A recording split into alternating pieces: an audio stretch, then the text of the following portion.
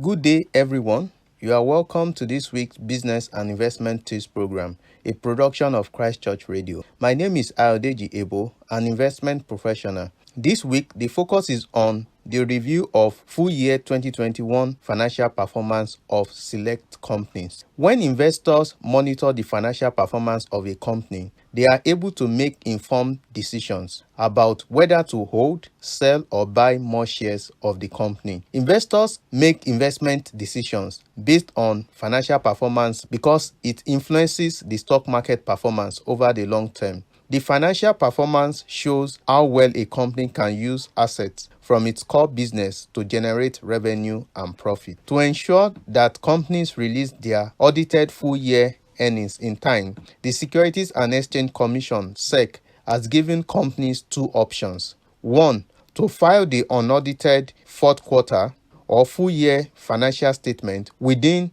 30 days after the quarter end or year end, and file annual audited financial statements within 90 days after the year end. Or two, not to file the fourth quarter or full year unaudited financial statements, but file the full year audited financial statements within 60 days after the year end. Several companies have adopted the first option to give the management and board of directors time to prepare and approve the full year financial statement as at December 2021. The full year results captures company's performance for 4 quarters, hence we are reviewing January to December 2021 performance. Year-on-year means comparing the period this year to the preceding period. For instance, comparing full year 2021 to full year 2020. Now to the review of the results. 1. Telecommunications sector. The telecommunications sector recorded solid financial performance across the two quoted companies on the NGX, MTN Nigeria and Airtel Africa, in spite of the drop in the numbers of active mobile subscribers due to the precondition that SIM cards must be linked to national identity numbers. However, the average revenue per user, which is the metric that measures the amount spent per user, grew positively year-on-year, implying that Nigerians on average spend more on communications, especially voice and data. As a result, MTN Nigeria's full year 2021 audited revenue and PAT grew by 23% and 46% year-on-year to 1.7 trillion naira and 298.7 billion naira respectively. MTN declared a final dividend of 8 naira 57 kobo, bringing the total dividend to 13 naira 12 kobo for 2021.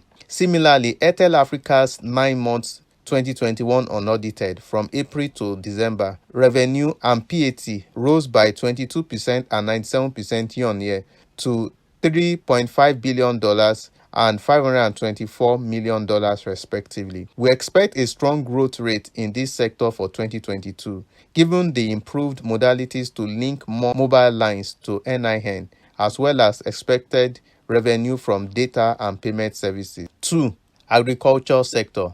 The two listed companies on the Nigerian exchange reported strong earnings on the back of domestic stronger demand for their product due to FX challenges. Presco's unaudited full year 2021 revenue and PAT spiked by 104% and 140% year-on-year to 47 billion naira and 24 billion naira respectively, while Okumu Oil's unaudited full year 2021 revenue increased by 57% and 100% year-on-year to 37 billion naira and 14 billion naira respectively. 3. Banking sector.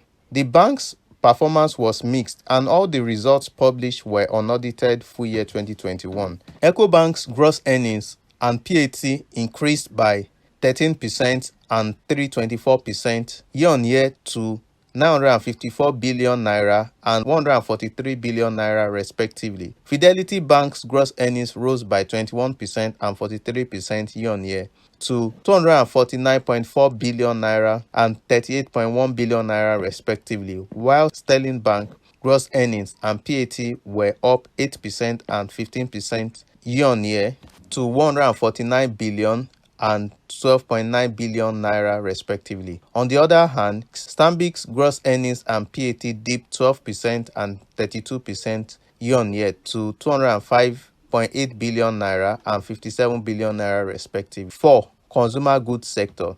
The fast-moving consumer goods sector recorded largely positive financial performance due to the inelastic demand for their product, which means when customers' demand for a product does not significantly change despite an increase in price. Flour mills of Nigeria recorded a positive performance in both revenue and PAT in 9 months 2021, April to December, with a growth rate of 49% and 8% year-on-year to 825 billion and 17 billion respectively. Boa Foods posted its unaudited full year 2021 result with a growth of 73% and 99% year-on-year to 334 billion and 75 billion naira respectively. However, UACN's unaudited full year 2021 revenue printed at 101 billion with a year-on-year growth of 24.7%, but PAT dipped by 5.9% year-on-year to 3.2 billion naira. We anticipate a mild slowdown in demand